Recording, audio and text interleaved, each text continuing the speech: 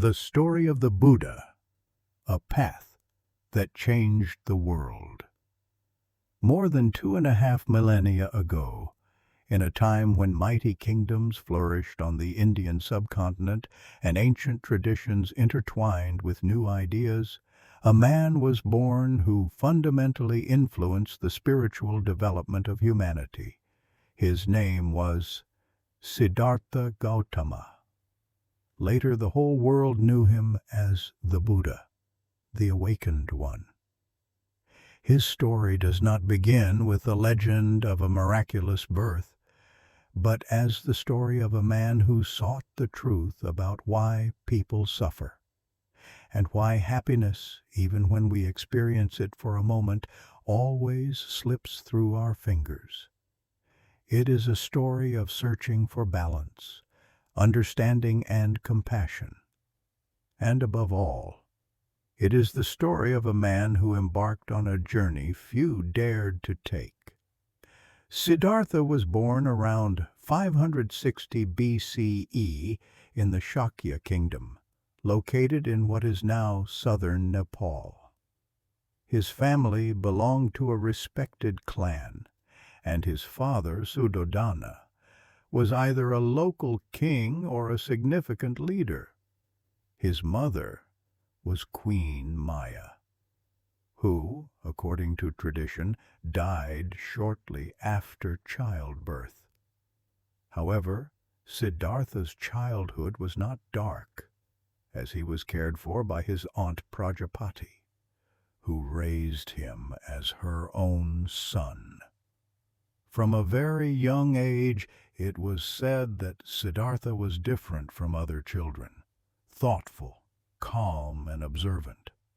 According to tradition, an astrologer visited the royal court and predicted that the boy would grow up to be either a great ruler or a great spiritual teacher. His father, who hoped he would become a powerful sovereign, decided to shield him from anything that might lead the boy to contemplate spirituality. Thus, Siddhartha was to grow up in luxury, so he would never witness anything dark or painful. And so, the young prince was surrounded by beauty, comfort, and joy. He had the best teachers, the best food, and the finest entertainment. He learned martial arts, archery, state administration, and philosophy. He was talented, intelligent, and very popular. When he came of age, he married the beautiful Yashodhara, who later bore him a son, Rahula. Everything suggested that Siddhartha would lead a life full of power and wealth. However, luxury cannot quiet the curiosity of a person who yearns to understand the world. And this is exactly what happened. Siddhartha longed to know life outside the palace walls. And when he finally ventured out, the world he saw was forever etched into his memory. He met an old man with deep wrinkles. He saw a sick person barely breathing. He saw a dead body being carried to its final rest. And finally, he met an ascetic, a man who had renounced everything to seek the truth. These 4 sights, which the Buddhist tradition calls the 4 sights, shook his life. He realized that old age, sickness, and death affect all people, including himself, and that the palace's luxury was only a thin curtain concealing the real world. When his son Rahula was born, he was meant to be a symbol of the continuation of the lineage. But a completely different awareness awoke in Siddhartha. He said to himself, "A son has been born to me, another fetter." He wanted to find the answer to the question of why life is full of suffering and how to find a way out of it. And so, one quiet night, when everyone was asleep, Siddhartha took one last look at his family. It was not a gesture of coldness, but the gesture of a man who believed he would find a path that would help not only himself, but perhaps the whole world. He took his horse Kanthaka, bid farewell to his loyal servant Channa, and left the palace, not as a prince, but as a seeker. The search for the middle way. He first became a wandering ascetic. He sought teachers, meditated, studied, and listened to the wise men of the time.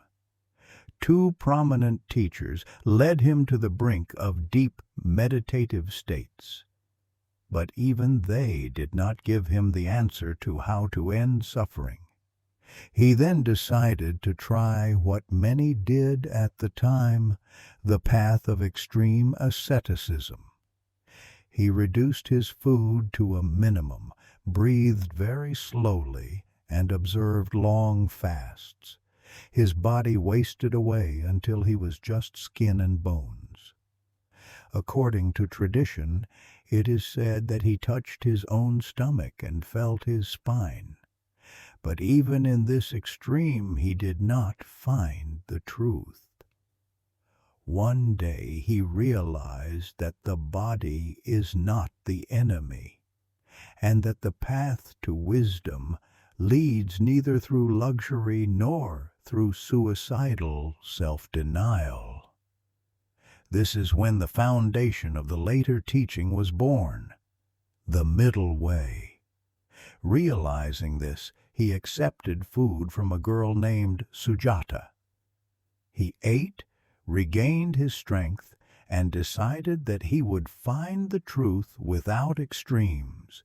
His ascetic companions left him, believing he had failed. But Siddhartha knew he was close.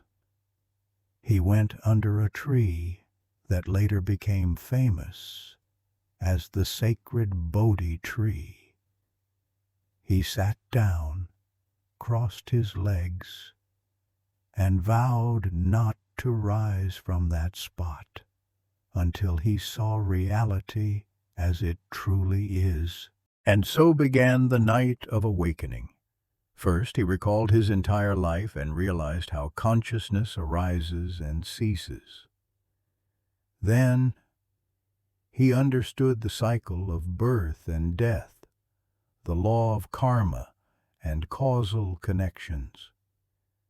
And finally, he penetrated the deepest realization that suffering has a cause, but also a solution.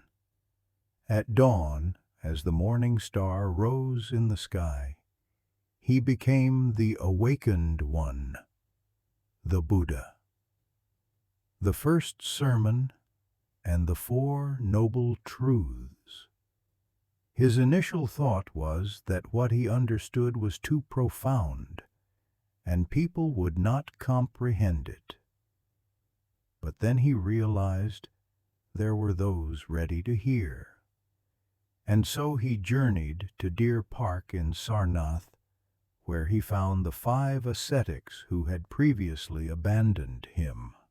When he approached them, they wanted to ignore him, but his calm and transformed presence compelled them to listen. There, the Buddha delivered his first sermon.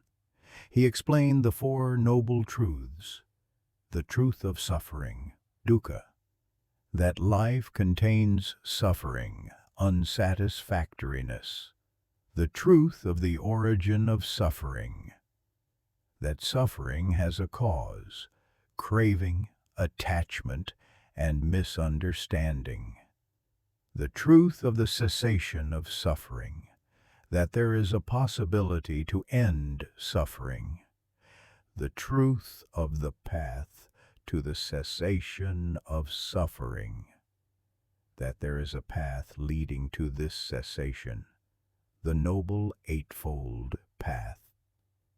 It was not a faith, but a practical method for living consciously and wisely. With this discourse, the community of monks, the Sangha, was born, and the teaching began to spread, a teaching the Buddha did not wish to call a theory, but a way. The Buddha spent almost 45 years traveling through northern India. He taught men, women, kings, and the poor. He taught without distinction. He explained that true happiness comes from within, not from possessions or status. He spoke of non-violence, patience, kindness, and understanding. His teachings spread, but he always remained a humble man. He did not want to be worshipped. He said that everyone has the potential for awakening, just as he did. Among his closest followers were Ananda, who had an exceptional memory, Sariputra, known for his wisdom, and Maudgalyayana, who was a master of meditation. However, the Buddha did not place himself above others. He saw the potential in people. He encouraged everyone not to accept his teaching blindly, but to verify it through their own experience. Parinirvana, the final peace. Toward the end of his life, the Buddha arrived in the city of Kushinagar. He was old but still calm and composed. One day he fell ill, likely after a meal offered to him with good intentions.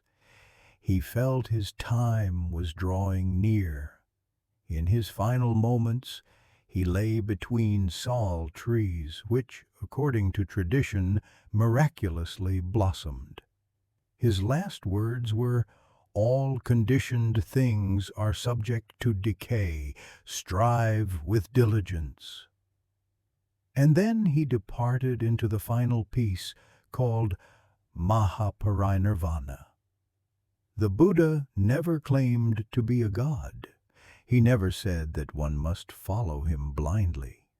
His teaching was based on observation and experience, on understanding the mind, on humility, and on the belief that change begins within each of us. His ideas have survived millennia. They spread to Sri Lanka, Burma, Thailand, Tibet, China, Japan, and around the world. Different schools of Buddhism emerged, varying in practice but united by one goal: the effort to eliminate ignorance, cultivate compassion for oneself and others, and understand the true nature of things. Today, more than 2.5 millennia later, we are still seeking answers to the same questions. Why is life difficult? Where does suffering come from? And is it possible to live happily and in peace?